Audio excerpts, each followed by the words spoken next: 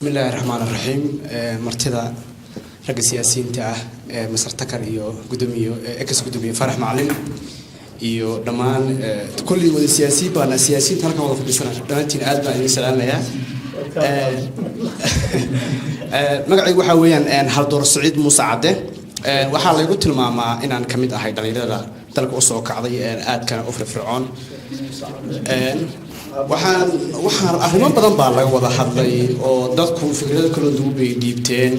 laakiin waxaan rabaa inaan ka hadlo dhowr qodob haddaan ku bilaabo qodobka koowaad oo ah laga dhawaajiyay la dagaalanka ururka argagixisada ee al-shabaab oo runtii ummadda Soomaaliyeed u diiday inay xarsadaan oo ay maxaan ku yiraahdaa waxbarasho u diiday oo inay noolaadaan u diiday oo wax walba u diiday waxaa laga dhawaajiyay madaxweynuhu inuu yiri maxaan ku yiraahdaa dhowr jeer dagaal ilaamiyay ilaa laba jeer haddaan qaldanayn ilaa laba jeer buu dagaal ilaamiyay dagaalkaas madaxweynuhu ilaamay ma aha dagaal loo dhan yahay waa su'aal meesha ku jirta dagaal loo wada dhan yahay dagaalka ma aha waxa aaminsanahay anigu fikriyeen maya dagaalkaas ma ahayn dagaal loo wada dhan yahay sababtoo ah dagaalku waxa markii dagaal la qaadayo cadow lagu dilo waxa wanaagsan kan u sareeyo ilaa kan u hooseeya in la ogeysiyo oo la wargeliyo oo la siiyo xogta rasmiga ah halka laga duulayo sida loo dagaalamayo markii halkaas taagan tahay arrinta maamul goboleedyada kasta oo wanaagsan sida Jubbaland oo kale Galmudug Koonfur Galbeed Hirshabelle al-shabaab way joogaan nabadgelyadu ka buuxaan aad bay u joogaan Puntland galbeed ku jiraan oo laga saar laayahay koonfurtooda way buuxaan nimankan maxaan ku raadaan aan u bixiyo ku taanta aan u bixiyo meel kasta ku jiro laga saari waayo waa muhiim in la ogeysiiyo maamulka ka jira gobolka ama degmada ama tuulada dagaalka lagu qaadayo waa in la ogeysiyo waa muhiim dagaalka asaga ma hayna ma arinta microphone iyo camera la soo istaago sida aroos maano dagaal loo digo wax aniga runtii waxay ila tahay aniga waxaan maxaan ku raadaan ila wanaagsanin qodob labaad waxaan rabaa resource ku saabsan inaan ka wada hadlo waxaan ognahay maamul goboleedyada bil walba in la siiyo qunadooda ama xaqal qalbkooda in la siiyo bil walba oo sida laga dhawaajiyay rag anigu xogtaasi maxaan ku raadaan wax badan kala socdo laakiin 150 kun la sheegay waxaan ognahay 150 ka waxa laga diraa magaalada Muqdisho bankiga dhaxal laga saaray 150 ka kun saaka warqabno war 150 ka gobolka Banaadir ay ka timaada waxaan ognahay boosaaso dekad loo ku taala Jubbaland dekada ku taalo Kismaayo dekada ku taalo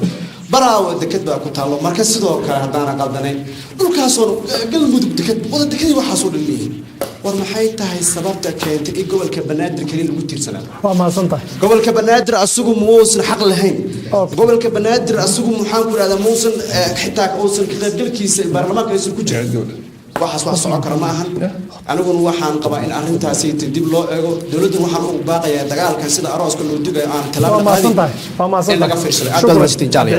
aan soo koobno su'aalihi George bas su'aalaha inta u soo wareegeen mikrofoonka halkaan u soo wareegay waxa weeye su'aalo badan aan ka wada jawaabno marka aan soo koobno wada qaadanayay qaar kaliya qaadan qaarna waxaan u daynayaa walaalkay Faarax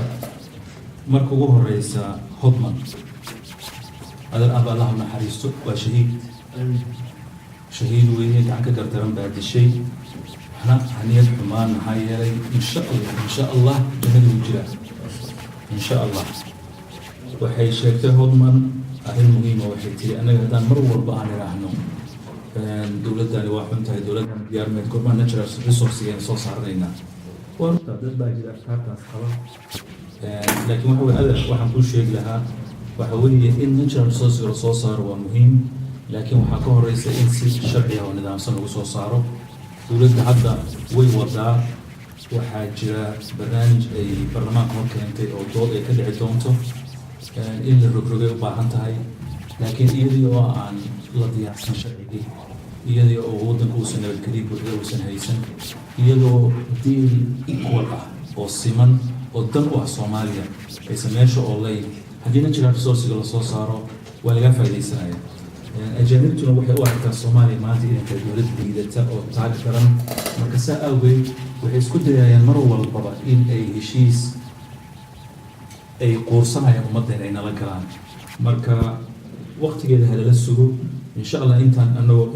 nool lahay baan jecelahay ilaahay in la soo saaro laakiin waxa daran in aan sharciga loo marin deal equal وصل لعلم midaas wey midda kale aan rabo aniga inaan qaato waxa weeye su-aashuu weytii waa istaagay wiilka halkan jooga oo wuxuu yidhi sidee qof baahan oo aan waxba haysan oo 3 bilood qol isku soo xiray oo adkaystay haduu uga maarmi karaa in uu noqdo nin qof wadani ah oo difaacayo wadanka oo ilaashanayo waxaa marka ugu horeysa waxaa loo baahan yahay dadka leaderska ah oo raadsanaya xukunka Soomaaliya inay marka hore dad isku filan yihiin Soomaaliya wadan faqiir oo la og yahay inaysan dowladdu awoodi karin in ay qof walba ay guri fiican dejiso oo ama ay mishaar fiican siiso waxaa loo baahan yahay dadka self sufficiency-ga oo isku filan oo awoodi kara in ay isdibiraan dadka noocaasa inay raadsadaan xukunka maaha qofka wadaytu farac uu tilmaamayo kale oo marka hore diin loo haysto oo marka horeba meel mataqaanaa uu aadala hadduu doonto shirka midda qofkaasiti inuu wax dhamcaayo marka haddii dadka noocaas oo kale ah wadaniyiinta ah oo isku filan ay xukunka raadsadaan ma dhacayso in mataqaanaa qofkaas la hunguriyeeyo ama jaasuus ahaan loo qorto dhibkana haystaa wuxuu yahay soomaalida intellectualka ay leeyihiin waa fara badan yihiin laakiin nasiib darro waa ka exdeen Soomaaliya intellectualkan leenahay anigu qurbahaasaan joogaa Soomaaliya ka shaqeeya wax badan waa la socdaa intellectualka aan leenahay oo faraha badan Soomaaliya waa ka exdeen in yar maahe kuwaasaan waxay la tahay inay fariin u tahay arrintan waxaa loo baahan yahay qofka inuu cabsida iska daayo waxaa loo baahan yahay danta gaar uu leeyahay inuu daayo oo markaa wadanka uu shaqeeyo uusan usoo doonan mishaar Soomaaliya uu yimaado in uu wadanka wax u celiyo maxaa aniga jiilka anigoo kale ah Soomaaliya waxay soo bartay Soomaaliya ku soo koray waxyaabaha ay dowladda ii qabatay haddii aan idiin sheego ma rumaysan kartaa marka noocayga oo kale kuwa ah waxa saaran waajib inay wadanka kusoo laabtaan oo shaqeeyaan oo bilaash ku shaqeeyaan haddii taa ay dhacdana haddee ma dhici lahayn ay la tahay arrinta uu sheegayo ahayd mataqaanaa